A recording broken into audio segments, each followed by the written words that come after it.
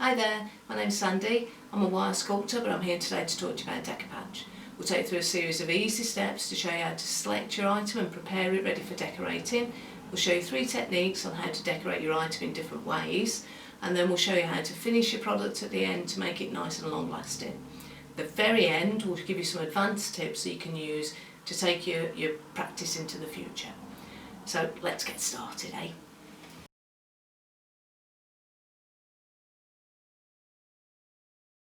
Welcome to section 1, selecting your item. Now it'd be easier for me to list all the things that you can't do with Decopatch than it is to list all the things you can do with Decopatch. You can do a huge amount with Decopatch. You can do wood and glass, ceramic, plastic, metal, glass, lots of different surfaces. So it's really, really versatile. Smooth surfaces work best. Textured surfaces, it tends to show through the paper, so if you've got an embossing on there, the embossing will show through the paper. So if that's what you want, then that's fine, but smooth surface is certainly at the start and the best thing that you can do. Glossy items are also possible. If you do have problems with them, you shouldn't have, but if you do, then just give them a light sand and they should be okay and ready to go after that. Good starting place is mango chutney jars or jam jars or honey jars, or frankly whatever you've got available in the jar department.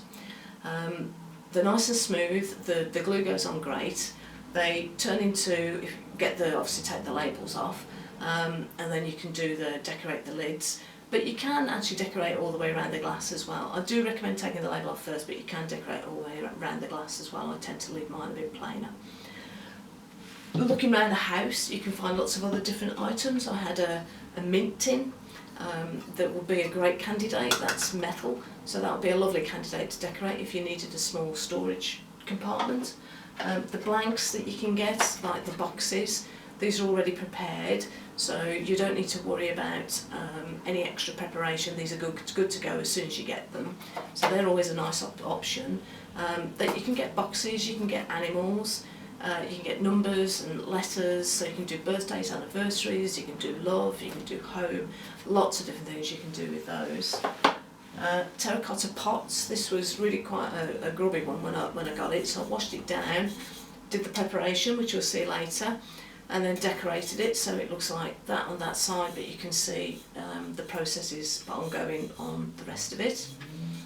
And I also had some books, some notepads. So I had a notepad like this, just an ordinary notepad, but the cover, when I bought them, I thought fantastic, because the cover is actually a plastic, really nice heavy duty plastic, and I thought that will be a great idea to decorate.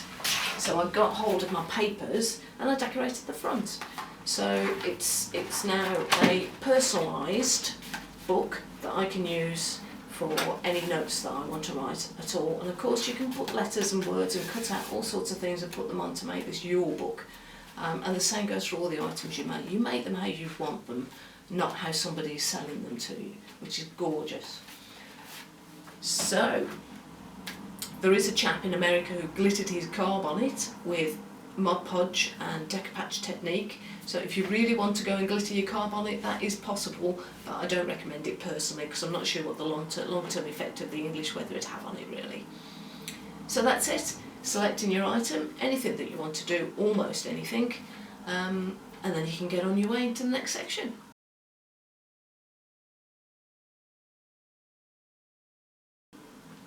So the next thing we need to do is prepare our item for decorating. So once you've got a jar, you find you've got labels on it and you've got colours and logos and writing on your lid. What you want it to look like is this. So you want all the labels to be taken off, but you also want to paint the lid so that you can't see any of the writing. What I normally do is I paint the lid with an emulsion. If you've got some beige or white emulsion around the house, I've never tried it with gloss, but I normally stick with emulsion because that's a matte finish. But if you've got some hanging around the house, use that. It doesn't take much. Just a beige one or a white one that's nice and plain. I buy tester pots. You don't need a lot of paint, so you don't need to buy a big pot of paint. A little tester pot will do you a lot of Decopatch. So what you're looking to get to is a nice plain jar. You can paint the glass if you want to, but I don't think the paint will take particularly well to the glass, to be honest. So I normally keep them clear and plain, and you don't find you have any problems with that. Paint your lid, make sure you can't see your logo on the top, and then that's good to go. If you're doing things like terracotta pots, this one here, I've got a whole load of items over here to show you. If you're doing terracotta pots, this was very grubby, so I had to wash this really seriously first to get all the debris off it, all the loose stuff off the top. And here you can see I've put 2 coats, at least 2 coats, probably a little bit more on this actually, of the emulsion paint onto the outside of the pot to get it to be a nice blank canvas to put the top papers onto. So really that's the point you want to get to. If you can still see lettering and logos through on the inside, then you want to carry on putting another coat on and another coat on till it goes, and leave it to dry in between coats. Of course, the beauty of buying a blank is that you don't have any preparation to do really, except to make sure it's clean and dry with no debris on it. I would take the barcode off the back before you start, but the blanks are really good to go as soon as you get them. And they're a really nice, easy way to start out if you want something really quick to do. So, not much preparation to do really. It does take time to do the coats of the emulsion, but that's not too bad. And then you can carry on to the next stage.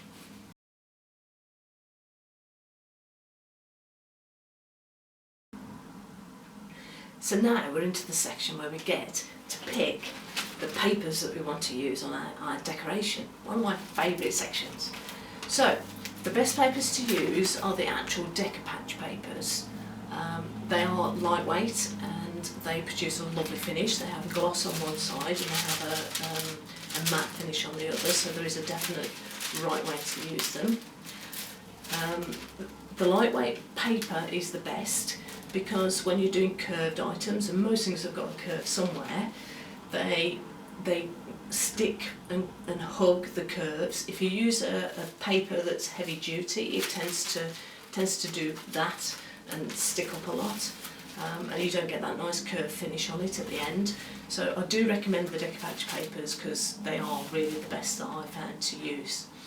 Your final pattern, don't forget, and this is where sometimes you get a beautiful surprise at the end of making your item, because while your pattern looks like this on the paper, with some of the techniques, particularly the mosaic technique, when you put the paper together in a different order, you get a surprising pattern that you weren't expecting to pop out, and they can be really beautiful. You know, you pick the paper because it's beautiful, but the pattern it produces is actually so much better. So there's sometimes a surprise at the end of picking your patterns. So you can buy your patterns like this, where they're loose papers. There are a lot of places, there's a Decopatch paper that does them online, and other places do them as well. So you can buy them loose like this. Alternatively, you can buy them in packs like this, where they come in. This one's got lovely elephants on, which is one of my favourites because my mum loved elephants as well. There are other brands like this one, which has got the lovely balloon pattern that I showed you in the introduction on one of my jars. So that's one of my favourites as well. I have more favourites. So this is one of my favourites. This is feathers. But what we see coming in here is they'll coordinate a second paper for you. So you've got feathers and you've got a colour coordinated dotty paper to go with it as well. I've just got to find something to put that one on. Just to prove that you can get just about anything on papers. Teapots. So this is a teapot design, which is absolutely lovely. I have used this before on decorating some teapots for a friend of mine. She thought that was wonderful. And you also get, talking about coordinated packs, you can also get coordinated packs like these. Now, plain Decopatch papers are fairly rare to find. I don't find you get a pack of plain very often, but you do when you get the packs like this. And it's lovely because you get the plain in the middle and then 2 colour coordinated patterns that also coordinate with each other. So your project then takes on this really nice cohesive design look that gives it an extra special sort of professional air to it, that you've got colour coordinated papers that all go together and look fantastic. but it is one of the few places that I've seen the actual plain paper to get hold of that. To give you an idea of some of the other designs that you can get, there's a lovely silver sort of snake skin effect almost on that one. This one's a really complicated purple one, and they do make these really detailed designs, make gorgeous with the gorgeous designs with the mosaic technique. Then there's pink ones, and there's nice coordinated jewels and roses and stuff like that. There are sort of blues and oranges if you want to get into your colour wheel matching across different colours across the other side of the colour wheel. I've got oranges and yellows and blues, and there's flowers. You can get flowers like these. There's flowers like these. There's sort of lace effect pieces that you can get. You can get knitted. This one I think is like a knitted effect paper that's available on the market. There are sort of patchy ones where you've got squares that you can cut out and do patchwork stuff with. There's feathers almost. These are almost feathers and peacocky like. Oh, that's fantastic. Chickens. You can get chickens.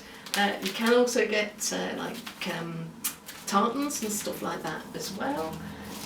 Gorgeous coordinated papers in all sorts of different colours with trees, and we can see the tree on that side, trees and everything. And just to finish off with one last one, a beautiful rose one as well, because I love roses, got them in the garden, and you get gorgeous rose coordinated papers too. So that gives you just a few ideas of what you can get. If you go out and have a look in the shops and online, there's loads of different ones you can get and use that will coordinate with what you want really. So you can look at exactly what you want to do, and you can pick your colours to go with your house, to go with your present, your gift for a person, personalise it to them in their favourite colours or whatever you want to do. So have fun picking your papers out, it's great.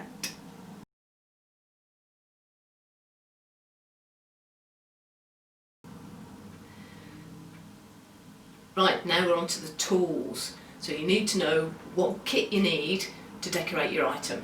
So the first thing you're going to need are some brushes.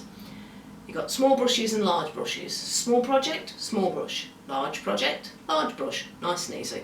So I wouldn't recommend you use your best brushes for the glue, because some of it always remains behind afterwards. They are usually water-based glues, but some always stays behind afterwards and it starts going hard. So don't use your best expensive brushes, actually buy a specific glue brush and just use it for glue, because then it keeps your nice ones for your nice arty projects. So you'll need a couple of brushes. You'll also need some glue. Now this is Mod Podge, it's probably one of the best known. There is another brand called Decopatch that I don't actually have any of at the moment, because I do like this one. I will use this one going forward. There's nothing between them, to be honest, with the Decopatch glues and the Mod Podge. The biggest difference in terms of the glue is Mod Podge has a bigger range of finishes for the outside of your item, which is why I tend to like it. So they do sparkly glues. I think Decopatch do a sparkly glue. These do an extreme glitter. But they also do outdoor and furniture and hard surface finishes on their glues. So I do tend to like the Mod Podge better, and they have a YouTube channel which is under the company that makes it, which is Plaid, which is Plaid. Loads of ideas and loads of guides to the glues that they do in there as well. So I use the Mod Podge. You can use just a straight PVA glue. Some people water it down before they use it, and some people don't, they just use it neat. You do get a little bit mixed results with PVA glue. I don't personally think it's as good as the Mod Podge. If you're actually looking for a specific finish and a hard finish on the outside, I'd go with one of the other Decopatch glues rather than a straight PVA. But if you're just doing it with the kids and you know you're going to get through a lot of glue, then straight PVA is sufficient as well. You're also going to need a pair of scissors appropriate to the size of what you're trying to cut out. These are just middle size. If you've got some really tiny stuff you need to do, you might need a smaller pair of scissors. If you're doing wallpaper bits for when you're doing furniture, decoration stuff, you might need a bigger wallpaper scissors for that instead. They're great. You won't use these too much because you tend to rip a lot of the papers rather than cut them, but there are occasions when you do need to cut them. Kitchen roll, always useful. Great for wiping your fingers, great for wiping up spillages, because if you're anything like me, I always knock something over when I'm decorating. And great for putting down on the surface of your work surface to protect it from any splatters of glue or anything that goes out. Do remember you need to have an area where you can dry your item, so you might need to put kitchen roll down on the area where you're going to dry your item as well. Right. One of the most important things, two of the most important things I do need to say. One is when you're using your glue, in terms of safety, always read the label on the back and follow the guidelines, so that in terms of fumes and use and ingestion and stuff like that, you always follow the guidelines on your glue. Don't forget your ventilation. This doesn't smell too bad, but it's always good to have ventilation. The other thing is, as to my knowledge, none of these glues have been tested to see whether they're food safe or not. Now this means that when you're decorating items like plates or wine glasses, areas where they're going to come in contact with food, or they're going to come in contact with wine and obviously a lip, there may be transference of chemicals in that process, because these haven't been tested to ensure that they're food safe. Food safe items with the extra test, they'll be fine. You can use those with food at any time. These aren't. So when you're decorating an item, if you're doing a plate, then stress to whoever you're giving it to, or when you use it yourself, don't use it with food. When you're doing wine glasses, try to leave, if this is the lip of the wine glass, try to leave a gap at the top of the wine glass, a reasonable gap, so that you can get your lip onto the glass without coming in contact with the glue. So that's one of the most important thing. Follow your safety instructions and don't put any glue or any papers where there's going to be food or people coming in contact with it as a result of drinking out of it. Right, moving on to the next section. Let's get decorating.